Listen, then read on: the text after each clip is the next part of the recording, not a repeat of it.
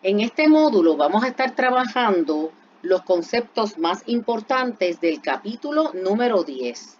En esta última parte de la clase vamos a aplicar todo lo que aprendimos de física en los capítulos anteriores para analizar objetos que rotan. Vamos a comenzar con la parte de cinemática. Recuerden, la parte de cinemática estudia el cómo los objetos se mueven. Para yo responder el cómo, tengo que comentar posición, desplazamiento, velocidad, aceleración. Todos estos conceptos los aprendimos anteriormente, ¿ok? Ahora, vamos a comenzar trabajando con los ejemplos más sencillos, o sea, objetos rígidos que se mueven alrededor de un eje fijo. Por ejemplo, tenemos este patinador que está dando vueltas alrededor de esa línea punteada que atraviesa su objeto. Y yo voy a analizar cómo se mueve asumiendo que no se traslada, o sea que únicamente rota. Y esos son los problemas más sencillos. Por ejemplo, vamos a asumir que yo tengo una piedra y a esa piedra yo la amarro una cuerda y una persona está dando vueltas a la piedra en un círculo horizontal. Y este dibujo es una vista desde arriba, ¿ok? Y la piedra está dando vueltas en contra de las manecillas del reloj. Pues lo primero que yo tengo que hacer para trabajar con la cinemática de algo es definir los conceptos importantes y voy a comenzar con la posición, ¿ok? ¿Cómo yo ubico la posición o cómo se define? Recuerde, la posición se define como la localización de un objeto dentro de un marco de referencia. En este caso voy a usar el marco de referencia que es el plano cartesiano.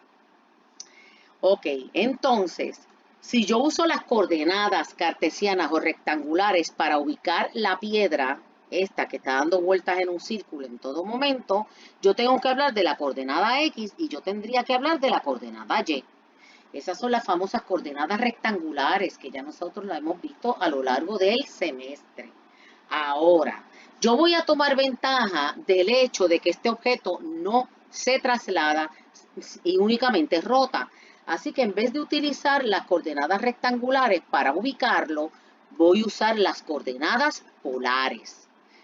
Recuerden, las coordenadas polares son el radio, que es la distancia entre el centro del círculo y donde está ubicado el objeto, ese sería el radio, y el ángulo. El ángulo lo mido siempre desde una línea de referencia.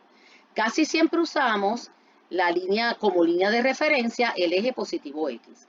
Y desde ahí yo voy a medir el ángulo y este sería Z. Por lo tanto, en el caso de objetos que dan vueltas en un círculo, yo voy a decir que la posición angular del objeto la voy a determinar por Z. Fíjense que indicando Z yo sé exactamente dónde está. Por ejemplo, si yo digo que la piedra está a 90 grados, la piedra está aquí. Si yo digo que la piedra está a 180 grados, pues la piedra está aquí. Así que indicando Z, el ángulo con respecto a una línea de referencia, yo puedo ubicar la piedra y eso se llama posición angular. Además de la posición angular, tenemos que también recordar lo que era el desplazamiento. El desplazamiento se define como la posición final menos la posición inicial.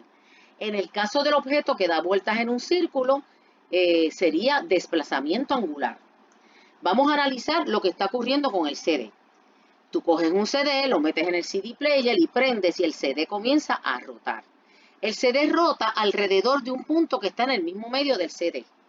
Pues por ese punto se atraviesa el eje de rotación. Y noten que todo el CD da vueltas alrededor de ese eje. ¿Ok? Ahora yo quiero ubicar un pedazo del borde, un pedacito del borde. ¿Cómo yo lo ubico? Pues diciendo el ángulo al que se encuentra ese pedacito con respecto a una línea de referencia. Vamos a hacer el dibujo del CD, pero mirando desde arriba, un top view. Este es el CD, este es el centro del CD, Y yo lo que quiero es analizar cómo cambia la posición de un pedacito de borde. ¿Okay? Por ejemplo, este pedacito de borde está localizado a un ángulo Z inicial. Supón que ahora el borde se encuentra en esta posición acá. Entonces, la posición angular del pedacito ahora del borde que rotó, recuerden que el CD está rotando en esta dirección, pues el pedacito se movió desde esa posición angular inicial hasta esta posición angular final. Pues el desplazamiento que sufrió ese borde al moverse de aquí a aquí, de este punto a este punto, lo calculo restando la posición final angular menos la posición inicial angular. Recuerden que tanto la posición angular como el desplazamiento angular se mide en radianes, ¿ok? Y que la conversión entre radianes y grados es pi igual a 180 grados. Una cosa importante que vamos a estar utilizando en este análisis de movimiento de objetos que rotan es la longitud de arco. La longitud de arco. Ya nosotros habíamos trabajado esto en el capítulo que estábamos trabajando con fuerzas centrípetas, pero lo vamos a repasar. La longitud de arco es la distancia curva que sostiene un ángulo particular y hay una ecuación en matemática muy importante que dice que esa longitud de arco la obtengo multiplicando el radio por z, por el ángulo que sostiene el arco. Recuerden que esta z se mide en radianes, si no esta ecuación no funciona. ¿Okay? Yo sé que esto lo habíamos discutido, pero vamos a dar un pequeño repaso. Asuma que yo tengo aquí una pizza. ¿Ok? Y este que estoy dibujando aquí es el borde de mi pizza. ¿Ok? La pizza yo la voy a dividir en diferentes pedazos, utilizando o pasando, picándola pasando por el mismo centro. Ahora, yo quiero calcular matemáticamente cuánto borde de pizza yo me estoy comiendo. Ven que ese borde de pizza es curvo. Pues a esa distancia se le conoce como longitud de arco y se le asigna la letra S. ¿Cómo yo matemáticamente lo calculo? Pues mido el radio, ¿ve? El radio de la pizza, ese sería R, y lo pongo aquí, y lo multiplico por el ángulo el ángulo que sostiene ese S, esa longitud de arco, S. Y de esa manera yo puedo calcular cuánto es el largo de arco, cuánto mide el borde de esa pizza. Recuerden, eso lo vamos a estar utilizando continuamente aquí y ya lo habíamos visto anteriormente en otros capítulos.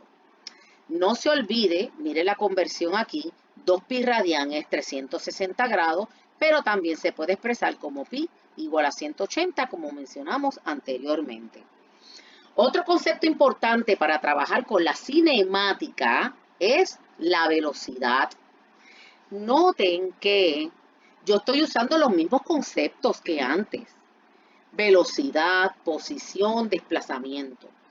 Pero ahora, como yo estoy trabajando con objetos que rotan, le voy a poner el apellido de angular porque yo estoy estudiando objetos que no se trasladan por ahora. Estoy estudiando objetos que solamente rotan, ¿ok? Por lo tanto, para distinguirlos de los anteriores, vamos a usar siempre letras griegas. Así que para la velocidad angular promedio, vamos a usar la letra omega con una rayita arriba. Pero la definición en términos conceptuales es la misma.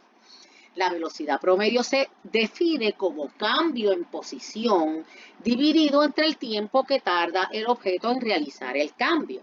Como estamos hablando de objetos que rotan, pues el desplazamiento arriba se mide como desplazamiento angular, lo divido entre delta t y eso me va a dar a mí la velocidad angular promedio. Noten que la velocidad angular promedio, sus unidades son radianes por segundo. Hay otras unidades que a veces se usan, que son revolución. La revolución es una vuelta, Y podemos también medir la velocidad promedio angular como revoluciones por segundo o revoluciones por minuto, que esa es una de las más comunes, que el famoso RPM. Otro concepto que necesitamos repasar es la rapidez o la velocidad angular instantánea y la obtenemos de la misma forma que la obteníamos el anterior. Cojo la velocidad angular promedio, saco el límite cuando delta t tiende a 0 y este se convierte como la primera derivada de z con respecto a t. Y esto es la velocidad que tiene el objeto que está dando vueltas en un círculo en un instante dado. O también puede ser, como en el caso del CD, ¿verdad?, que rotaba, sería la velocidad en un instante dado de un pedacito de ese objeto que está dando vueltas en un círculo. Además de la velocidad promedio, es bien importante definir la aceleración. ¿Ok? Recuerden que como estamos en análisis de objetos que rotan, en vez de A voy a usar alfa, estoy usando letras griegas. ¿Ok? Y la aceleración angular de un objeto que rota se define de una forma similar. Es la razón de cambio entre la velocidad y el tiempo. Así que la aceleración angular sería el cambio en velocidad angular dividido entre el tiempo que tardo en realizar ese cambio. O sea, delta omega entre delta t, que yo lo puedo expresar también como la primera derivada de omega con respecto a t o la segunda derivada de z con respecto a t. Noten que las unidades de la aceleración angular son radianes entre segundo al cuadrado. Ahora, ¿qué es lo que más se va a estudiar en este capítulo? Se va a estudiar objetos que se mueven con aceleración angular constante. Pues cuando la aceleración angular es constante, entonces la aceleración promedio va a ser igual a la aceleración instantánea. Son iguales porque no cambian. Por lo tanto, las ecuaciones de cinemática que ya habíamos visto en los capítulos anteriores van a aplicar aquí. Exactamente igual. ¿Ok? Ahora vamos a recordar la diferencia. Vamos a hacer una tablita aquí. Si yo tengo aquí las cantidades lineales y pongo aquí las cantidades angulares, recuerden que la estoy nombrando diferente. Por ejemplo, para la posición yo usaba X y Y. Ahora, para hablar de un objeto que rota, su posición se mide en ángulo Z. Acá, para la velocidad instantánea en X y Y, pues yo usaba Vx o Vy. Aquí yo voy a usar omega. ¿Ok? En el caso de la aceleración de movimiento lineal, que recuerden que se puede mover en X tanto como en Y, pues es AX y AY. En el caso de un objeto con aceleración angular sería alfa. Recuerden que estos son los equivalentes. ¿Ok? Los equivalentes. Vamos entonces a agrandar un momentito la tabla que tengo en la esquina que enfatiza, ¿verdad?, el equivalente en cuanto a las letras. Agrandamos esta tabla para enfatizar el cambio de notación. Recuerden, posición reemplaza X o obviamente también reemplaza Y. Omega sub 0 reemplaza la velocidad inicial. Omega, la velocidad final. Alfa, la aceleración en X o aceleración en Y. Verá lo mismo con los anteriores. Y el T se queda la misma variable que es tiempo. ¿Okay? Estas son las letras que usamos para el movimiento lineal y estas las letras griegas para analizar el movimiento rotacional. Por lo tanto, si yo comparo las ecuaciones cinemáticas, recuerden que estas son las ecuaciones cinemáticas que se usan para estudiar un objeto que se mueve con aceleración constante. Con aceleración constante. Las ecuaciones de cinemática para el objeto que rota, mírenlas aquí, son exactamente iguales a las otras. Porque recuerden que la primera ecuación sale de la definición de aceleración. Esta última ecuación sale de la definición de velocidad angular promedio, ¿verdad? Como hicimos en el capítulo número 2, perdón. Y así por el estilo, las demás salen jugando con la primera y la segunda ecuación. No las vamos a derivar porque ya nosotros sabemos cómo se derivan. Yo lo que quiero es que las comparen para que vean que son exactamente igual y se utilizan de la misma manera. Por lo tanto, los ejercicios relacionados a aceleración angular constante se les va a hacer sumamente sencillo. ¿Ok? Vamos a hacer este ejercicio y vamos a pasar a la pizarra blanca para resolverlo. En este ejercicio te dice que tú tienes una licuadora que ya se estaba moviendo y que las navajitas de la licuadora se estaban moviendo con una rapidez angular inicial de 375 radianes por segundo. Vamos a ver qué significa ese más antes de comenzar el ejercicio. Pues miren, si yo tengo un objeto que rota, como por ejemplo el CD que yo estaba viendo anteriormente, y este CD rota en esta dirección, en contra de las manecillas del reloj, a esa dirección en física la vamos a llamar positiva. Por el contrario, si el objeto rota a favor de las manecillas del reloj, esa rotación le vamos a llamar negativa. ¿Ok? Ahora, vamos a regresar al ejercicio. Te dice que las navajitas estaban rotando a positivo 375 radianes por segundo. Así que están rotando en contra de las manecillas del reloj. Luego te dice que tú pulsaste este botón, el botón de blend, y entonces las navajas se empiezan a mover cada vez más deprisa, hasta que llega a una velocidad angular bien alta. Y recorre 44 radianes las astas hasta que llega a la velocidad angular final. Y te dice que la aceleración es 1740 radianes por segundo al cuadrado positivo.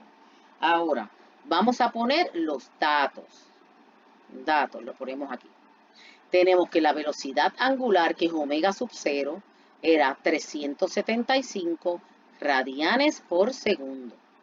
Tú apretaste el botón de blend, se empezó a mover cada vez más deprisa y en ese proceso las navajitas recorrieron 44.0 radianes.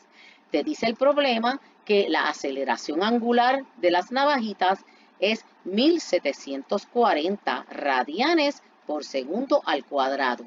¿Qué te pregunta? Quieren saber cuál es la velocidad angular final de las navajitas.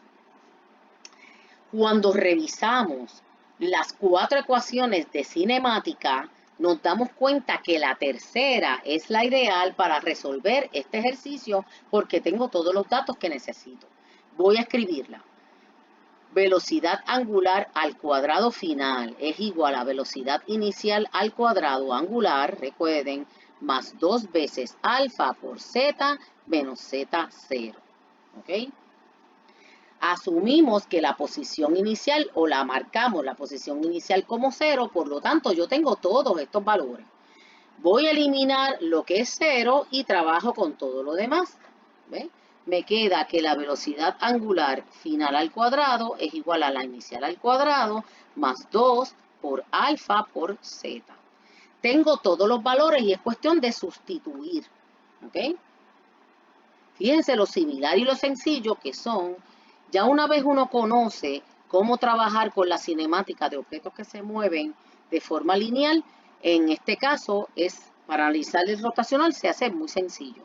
Aquí pones 375 radianes entre segundo, todo esto al cuadrado, más 2 veces por 1740 radianes entre segundo al cuadrado, y eso lo multiplicas por 44.0 radianes. Cierras paréntesis, sacas raíz cuadrada y esta ecuación te va a dar el valor de la velocidad angular final. Calcúlenlo ustedes. Otro tema que se cubre en el capítulo 10 es la relación que existe entre las variables lineales y las variables angulares. Vamos a coger de ejemplo este pedazo de objeto que tengo aquí. Cuando yo tengo este objeto que está dando vueltas en un círculo, que se mueve en dirección positiva, ¿verdad? En contra de las manecillas del reloj, él está girando alrededor de este punto que se encuentra en el origen. Por el origen, por ahí, atraviesa el eje de rotación. Si yo cojo un trocito del objeto, ¿verdad? Este trocito, que le llamo el punto P, lo ubico midiendo el R y también dando el Z, la posición angular con respecto a una línea de referencia. Ahora, ese puntito tiene velocidad angular, tiene aceleración angular y todo lo demás, pero también tiene velocidad tangencial. La velocidad tangencial siempre apunta, esta es la velocidad lineal, siempre apunta tangente a la trayectoria. Y esta velocidad ya la habíamos visto antes cuando trabajábamos problemas de la segunda ley de Newton con fuerza centrípeta. ¿Cómo yo calculo esa velocidad tangencial? Pues yo la voy a calcular sacando la primera derivada, mírenlo aquí, la primera derivada de S con respecto a T. Recuerden que S es igual a R por Z, ¿ok? Por lo tanto, la velocidad me queda la primera derivada de R, Z, con respecto al tiempo. El R es una constante, ven que sale fuera del integral, perdón, de la derivada, y por lo tanto me queda la primera derivada de Z con respecto a T, que es omega. Así que acabo de derivar una ecuación sumamente sencilla que me relaciona una cantidad lineal con una cantidad angular. Miren, esto es la velocidad tangencial que tiene el puntito. Cualquier pedacito tiene velocidad tangencial. Esta es la velocidad tangencial que tiene el puntito. Y este es omega, la velocidad angular que tiene ese puntito. Así que la primera relación es R omega. Aquí tenemos un dibujito que representa la velocidad tangencial, ¿verdad? Vamos, y su rapidez, ¿verdad? Por ejemplo, tengo una persona, una al lado de otra, al lado de la otra, y todas están dando vueltas al unísono, ¿ok? Esta persona está en reposo y todas las demás personas dan vueltas alrededor de él. Note que a medida que yo me voy alejando del lugar por donde pasa el eje de rotación, la velocidad tangencial de las personas aumenta. Recuerden, acabamos de derivar que la velocidad tangencial de las personas es igual a R omega, donde omega es la rapidez angular del objeto que rota, ¿verdad? ¿Por qué es cada vez más grande? Porque el radio es cada vez mayor. Miren, no es lo mismo, vamos a completar este círculo, no es lo mismo esta persona que está aquí, ¿verdad? Dando vueltas alrededor de un círculo que es más pequeño que este círculo, ¿ok? El círculo que recorre la persona que está más lejos del lugar del origen o del pivote, ¿verdad? Tiene un radio mayor y recorre un círculo más grande. Si todas las personas caminan tal que su velocidad angular sea la misma, ¿ok? O sea que recorren el mismo número de vueltas por segundo, ellos no se desfasan, están uno al lado del otro, pues en el mismo periodo de tiempo, esta persona tiene que recorrer mayor distancia, porque camina en un círculo mucho más grande, mientras que todos sus compañeros recorren una distancia menor porque recorren un círculo más pequeñito.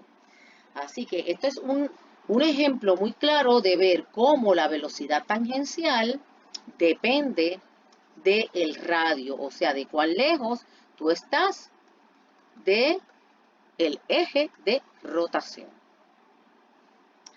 Recuerden, estas ecuaciones solamente funcionan con radianes, porque esta ecuación sale de R igual a S, igual a R por Z, la longitud de arco.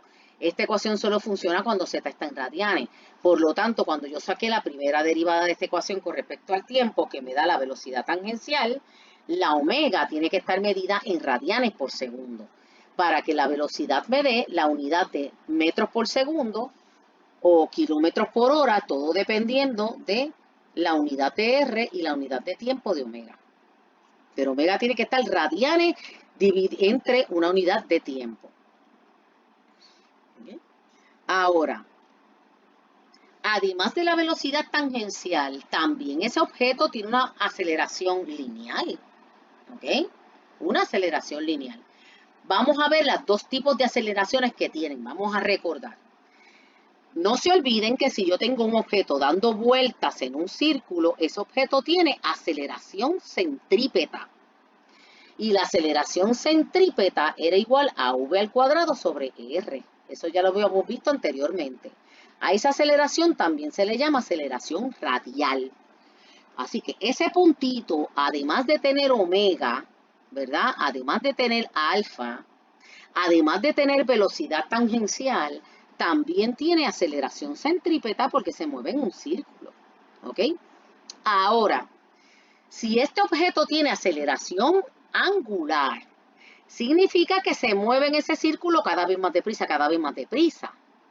Y solo eso puede ocurrir cuando también tiene una aceleración lineal.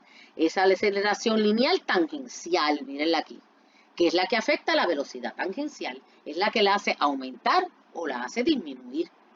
Por lo tanto, ese objeto que se mueve en un círculo tiene aceleración tangencial además de la radial, que es la centrípeta. ¿Cómo yo lo calculo? Pues usando la definición, la primera derivada de la velocidad con respecto al tiempo. Recuerden que la velocidad me dio omega, r omega. Por lo tanto, como el de r es constante, sale fuera de la derivada y me queda la primera derivada de omega con respecto a t, que es igual a alfa. Así que aquí encontramos la segunda ecuación que relaciona una cantidad lineal con una cantidad angular. Aquí estamos resumiendo. La aceleración tangencial es r alfa, la aceleración centrípeta v cuadrado sobre r, que también la podemos expresar como r omega cuadrado, y para sacar la magnitud total, mírenlo aquí, es la raíz cuadrada de at al cuadrado más r al cuadrado. Porque recuerden que ambas están perpendiculares, como vemos en este dibujito, y por lo tanto, para sacar la magnitud, ¿verdad? Porque estos serían los dos componentes, ¿verdad? El componente tangente y el componente radial, pues cada uno al cuadrado, raíz cuadrada, me va a dar la aceleración lineal total que tiene el objeto. ¿Okay? Ahora, yo quiero resumir. Vamos a resumir, vamos a redondear. La longitud de arco es igual a r por z. La longitud de arco es esa distancia curva, ¿verdad? Que sostiene un ángulo z. Cuando un objeto está dando vueltas en un círculo, cuando está rotando, ella recorre una distancia s. ¿Ok? Mírenla aquí. Esa ya la habíamos visto antes. Ahora, yo sé que el objeto también tiene velocidad tangencial. ¿Cómo yo obtengo la velocidad tangencial? Pues sacando la primera derivada de s con respecto al tiempo. Y eso me da r omega. ¿Cómo yo saco la aceleración tangencial del objeto? Pues sacando la primera derivada de v con respecto a t. Y me da que la aceleración es igual a alfa por r. Volvamos nuevamente al ejemplo de la piedra atada a una soga dando vueltas en un círculo. ¿Ok? Y yo voy a dibujar todos los elementos importantes que siente esa piedra que da vueltas en un círculo. ¿Ok? Supón que se mueve en contra de las manecillas del reloj, ¿verdad? Y esa es mi dirección positiva. ¿Está bien? Ahora, yo voy a dibujar la aceleración centrípeta que siente esa piedrita amarrada a la soga. Y la voy a poner en rojo. Esta sería la aceleración centrípeta. ¿Ok? Esa es la dirección del vector. Recuerden, la magnitud de la aceleración centrípeta es v al cuadrado sobre r. También se llama aceleración radial. Esa v, ¿verdad? Es la velocidad tangencial que tiene la piedra en ese momento. Eso ya lo habíamos aprendido.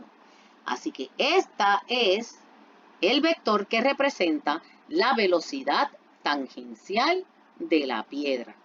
¿Ok? Muy bien. Si esta piedra está dando vueltas cada vez más deprisa, lo que significa eso es que tiene aceleración angular. Supongo que tiene aceleración angular, ¿verdad? Y se mueve cada vez más deprisa. Tiene que haber una aceleración en esta dirección que sea la que cambie esa velocidad tangencial. ¿Ven? Si no, no cambiaría, porque la aceleración centrípeta no puede afectar la magnitud de la velocidad tangencial. Lo único que está cambiando es su dirección, pero no puede cambiar la magnitud. Así que si yo quiero que el objeto tenga aceleración, tengo que aplicar una aceleración tangencial a la piedra. ¿Ok? Esa aceleración tangencial ya vimos que tiene una magnitud de r, que es el radio, por alfa, que alfa es la aceleración angular. ¿Ok? Por otro lado, también vimos que la velocidad tangencial la puedo obtener multiplicando r por omega, donde omega es la velocidad que tiene la piedra en ese instante dado. Recuerden que si hay aceleración, la velocidad tangencial esta va aumentando. ¿Ok? Y por último, tenemos que la posición, o sea, perdón, la distancia recorrida, ¿verdad? Por la piedra en un momento dado la puedo calcular multiplicando r por z, donde z es el ángulo que sostiene. Por ejemplo, lo voy a dibujar aquí. Vamos a coger otro color. Ok, azul claro. Vamos a suponer que ahora la piedra está aquí, ¿verdad? Aquí. Esa piedra se movió. Este fue su desplazamiento angular.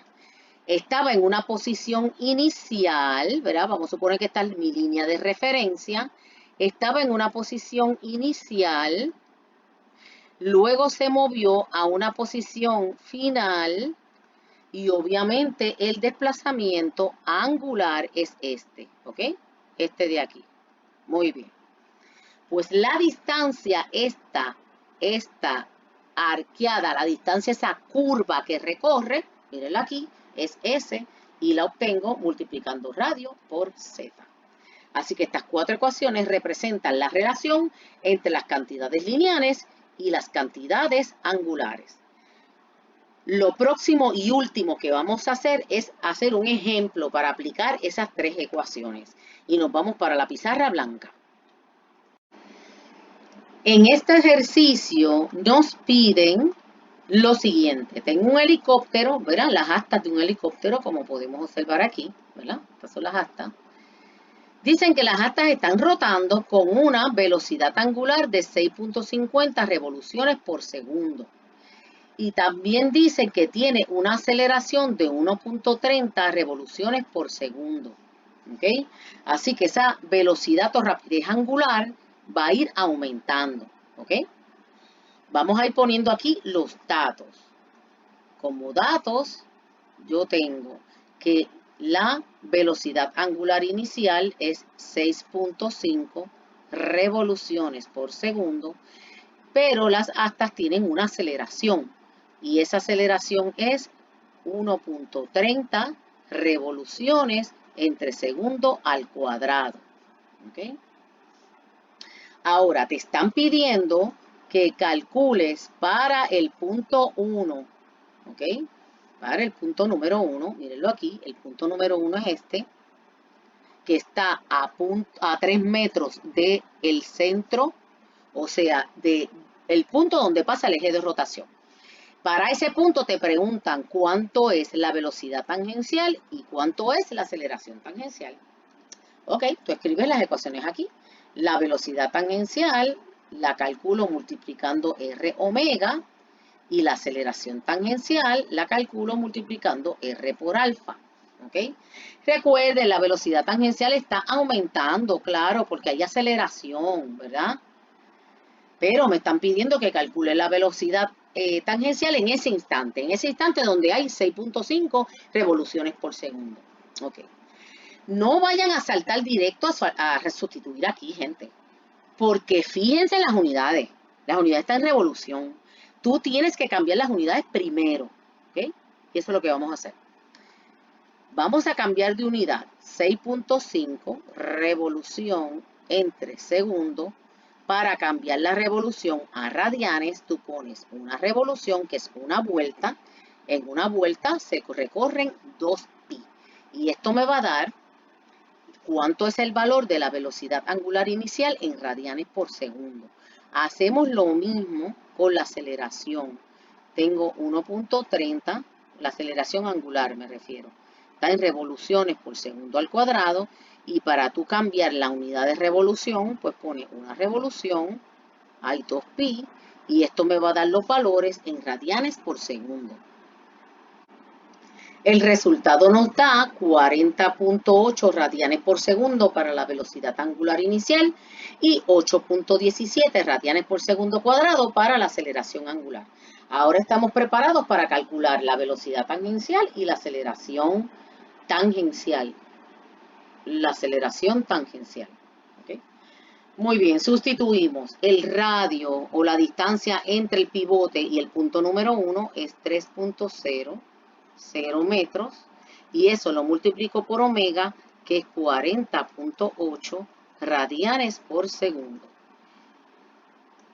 Lo mismo hago con la aceleración tangencial, que sería radio 3.0 metros por segundo, y eso lo multiplico por 8.17 radianes entre segundo al cuadrado.